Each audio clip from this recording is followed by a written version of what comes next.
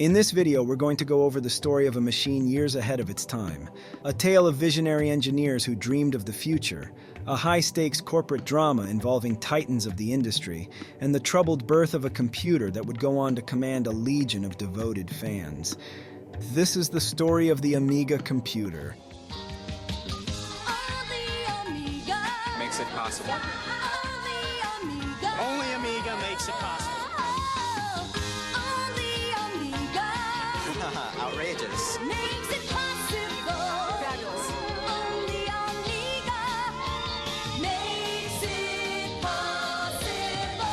Only Amiga makes it possible.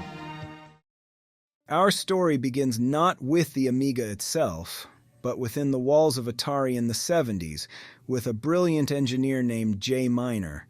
Having already led the development of the custom chips for the Atari video computer system, he and his team went on to create a more sophisticated chipset, CTIA, Antic, and Pokey, that would become the heart of the beloved Atari 8-bit computer line.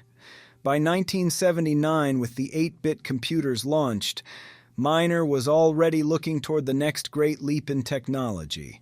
He saw potential in a powerful new processor, the Motorola 68000, and was eager to build a new system around it. But Atari, under its new ownership by Warner Communications, was more interested in protecting its existing product lines than in developing a successor that might cannibalize sales. Frustrated by this lack of vision, Miner left Atari, and for a short while the industry altogether. The pieces for Amiga's creation began to fall into place in 1982. Larry Kaplan, another Atari former worker who had co-founded the software giant Activision, was approached by investors with the funds to develop a brand new game platform. He hired Jay Miner to lead the hardware development for their new company. In keeping with Miner's personal policy of giving projects female names, the new system was codenamed Lorraine, a tribute to the wife of the company president, Lorraine Morse. However, Kaplan's tenure was brief. He departed late in 1982, at which point Miner was promoted to head engineer, and the company was officially relaunched with a new, friendlier name, Amiga Corporation. The team's vision, however, soon evolved beyond just a gaming machine. Miner, along with talented engineers like R.J. McCall and Dale Luck, aimed to create a full-fledged personal computer with capabilities that would dwarf its contemporaries. By late 1983, they had a working breadboard prototype. At the January 1984 Consumer Electronics Show, or CES, they gave the world its first glimpse of the future. In a private suite, they showcased a mesmerizing technical demonstration that would become legendary, a red and white checkered ball bouncing and spinning in fluid, realistic motion, complete with the accompanying sound. The bowling ball demo was a stunning display of graphical and audio prowess that was simply unheard of at the time. Yet despite the incredible technology, Amiga Corporation was struggling. The industry was still reeling from the video game crash of 1983, and investors were skittish. A second demonstration at the June 1984 CES failed to secure the necessary funding, and the company was rapidly running out of money. Desperation led them to a familiar name, Atari. In March 1984, Atari had expressed a mild interest in the Lorraine chipset for a potential home computer.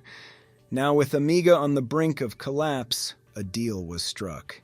In June, Atari provided a $500,000 loan to keep the company afloat. But the terms were draconian. The loan had to be repaid in full by the end of the month. If Amiga defaulted, the entire Lorraine design would be forfeited to Atari. The clock was ticking. It was at this critical juncture that the industry landscape shifted dramatically. In January of that year, Jack Tramiel had resigned from Commodore, the company he founded. By June, Tramiel had arranged a deal to take over the struggling Atari from Warner Communications, forming the new Atari Corporation. Suddenly, Amiga's potential savior was being run by the former head of Commodore, a notoriously ruthless businessman who now held all the cards. With Tramel's Atari tightening the screws, Amiga desperately sought another partner. They found one in the most ironic of places, Commodore. Left without its founder and lacking a clear path for its next-generation computer, Commodore saw the Lorraine chipset as its ticket to the future. Just before Atari's deadline, Commodore swooped in, purchasing Amiga outright for $24 million, a deal which included the funds to repay the $500,000 loan to Atari, thereby thwarting Tramel's plan to acquire the technology on the cheap. The battle was won, but the race to bring the machine to market was just beginning. Under Commodore's ownership, the Amiga hardware was finalized by late 1984. The prototype breadboard chipset was successfully converted into a set of custom integrated circuits. There was just one major problem. The revolutionary operating system was nowhere near ready. Commodore made a deal to port an existing operating system called Tripos, a multitasking system originally written in the 70s for PDP-11 mini-computers. This initial port, known as AmigaOS, along with a graphical user interface called Workbench, would serve as the foundation. Over time, the core components of Tripos were painstakingly rewritten from their original BCPL language into C, and the entire system evolved into what would be known as Amiga OS. The physical design of the first model was also taking shape. The main unit was housed in a low-profile case often called a pizza box. In a late but ingenious design choice, vertical supports were added to the sides, creating a garage underneath the main chassis where the keyboard could be stowed away, saving precious desk space. This distinctive feature would make the machine instantly recognizable. On July 23, 1985, at a lavish black-tie event at the Lincoln Center in New York City, Commodore officially unveiled the Amiga from Commodore, the machine that would later be retroactively named the Amiga 1000. It was a spectacle designed to signal the arrival of a new age in computing. In a moment that would become iconic, pop artist Andy Warhol took the stage and, using a prototype of a paint program, created a digital portrait of singer Debbie Harry live in front of the audience. The machine was one of the first mid-80s computers built around a 1632-bit processor. It launched with 256 kilobytes of RAM, a mouse-based graphical interface, and an official retail price of $1,295. Its true power, however, lay in its custom hardware for accelerating graphics, hardware sprites, and 4 channels of sample-based audio, which gave it graphical and sound capabilities that were significantly improved over the 8-bit systems of the era. Despite the spectacular launch and advanced technology, the Amiga 1000's entry into the market was anything but smooth. Severe production problems meant that by October, only 50 units had been built, most of which were used internally by Commodore. The machine didn't become widely available until mid-November 1985, completely missing the crucial Christmas shopping season. By the end of the year, a mere 35,000 units had been sold. The resulting cash flow problems were so severe that Commodore was forced to pull out of the January 1986 CES. Sales in early 1986 were limited, and the company struggled with a confused marketing message. Early advertisements and the availability of an IBM PC compatibility add-on called the Sidecar tried to position the Amiga as an all-purpose business machine. Yet, its phenomenal multimedia abilities made it far more successful as a home computer, a platform for video games and creative software. This identity crisis, coupled with a lack of compelling launch software and notorious stability issues, meant that a machine designed to be a revolution began its life as a commercial disappointment. The initial stumbles of the Amiga 1000 threatened to derail the entire project, but a change in leadership at Commodore in late 1985 marked a crucial turning point. Thomas Radigan, first promoted to COO and then to CEO by February 1986, brought a new sense of purpose to the beleaguered company. Radigan recognized the fatal flaw in the Amiga's initial market strategy. Instead of trying to be a one-size-fits-all machine, he made the shrewd decision to split the Amiga into two distinct products, creating a two-pronged assault on the market. This new strategy came to fruition in 1987 with the release of two legendary machines. The first was the Amiga 500, a cost-reduced all-in-one model that integrated the keyboard and main unit in a style reminiscent of the Commodore 64. Priced affordably, it was aimed directly at the low-end home computer market. The second was the Amiga 2000, a high-end desktop model with a spacious case and internal expansion slots, designed for the creative and business markets. The strategy was a resounding success.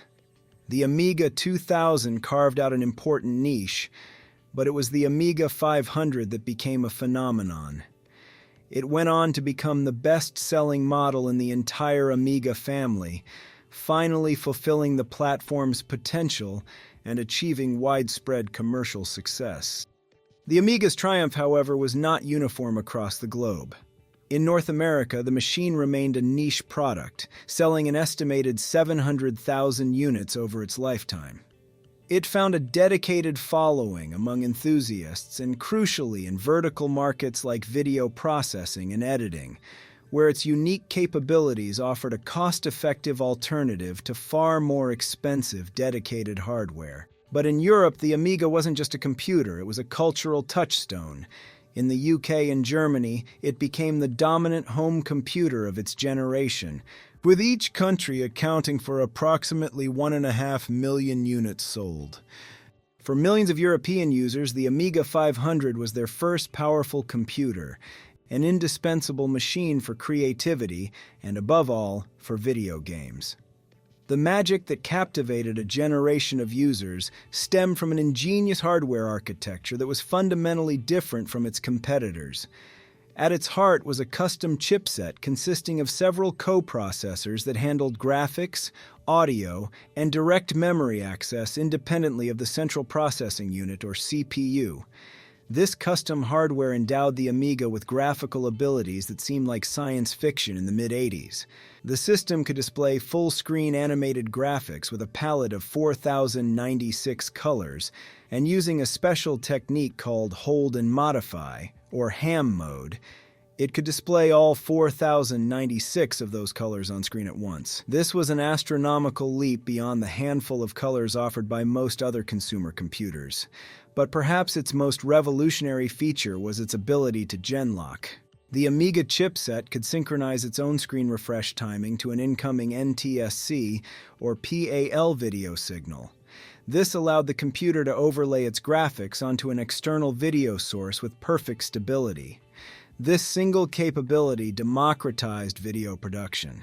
Suddenly, TV stations could create weather graphics and on-air titles, wedding videographers could add professional effects, and advertisers could produce compelling visuals at a fraction of the cost of traditional systems.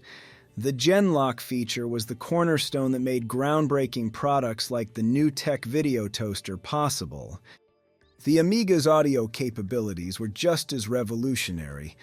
The sound chip, affectionately named Paula, provided 4 8-bit PCM sound channels, 2 for the left speaker and 2 for the right. Unlike the simplistic sound synthesizers of other computers, Paula could play back digitized samples of any sound directly from the system's RAM, without needing the CPU's intervention.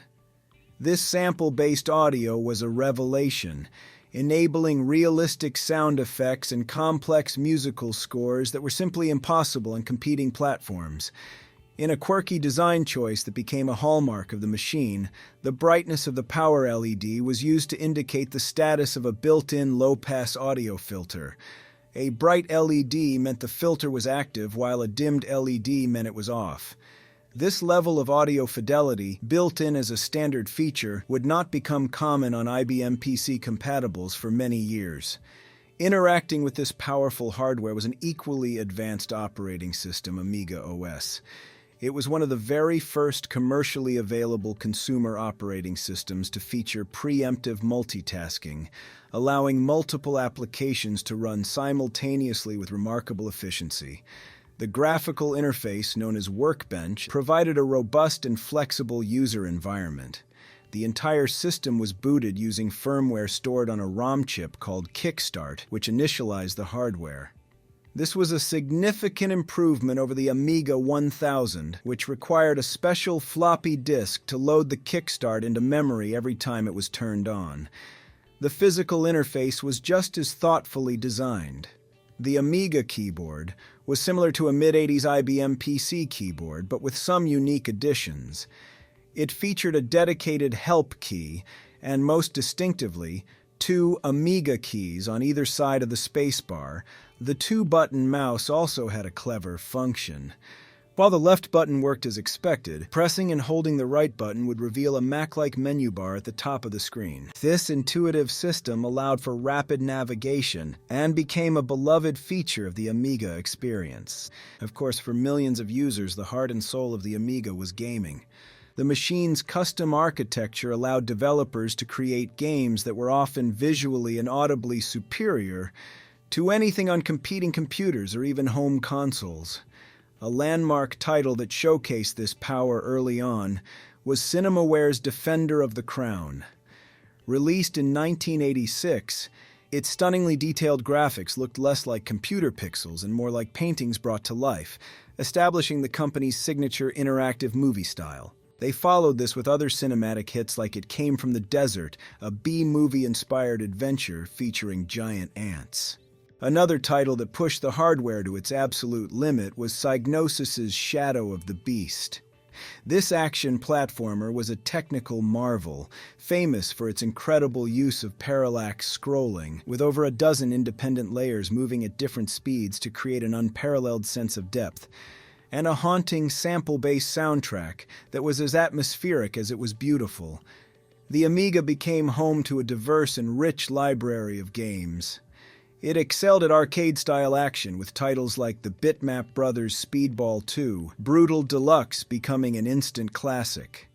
This futuristic sports game was fast, violent, and full of personality with its metallic visuals and iconic digitized speech. Beyond the action, the platform was a haven for simulations. Microprose's Formula One Grand Prix was the first truly realistic racing simulator, allowing players to tune their cars, manage pit stops, and compete in full-length races that took hours to complete. It was a game of incredible depth that cultivated a dedicated community that continued to play it for years. This combination of creative power and gaming excellence created a unique digital culture around the machine, a passionate community that was about to witness the Amiga's most glorious years. The success of the Amiga 500 and the expandability of the Amiga 2000 created a thriving ecosystem, not just for software developers, but for a burgeoning third-party hardware market. The Amiga wasn't just a computer. It was a platform to be enhanced and expanded upon. Owners could transform their machines far beyond their original specifications. Inexpensive sound sampling and video digitization accessories became widely available, cementing the Amiga's reputation as the go-to system for budding musicians and video producers. Many expansion boards were produced to improve performance, with memory expansions, SCSI controllers, and CPU accelerator cards being the most popular upgrades, often combined into a single powerful device. As the hardware matured, so did the software. The Amiga became the definitive platform for a generation of gamers. This golden age was defined by incredible creativity, particularly from European developers.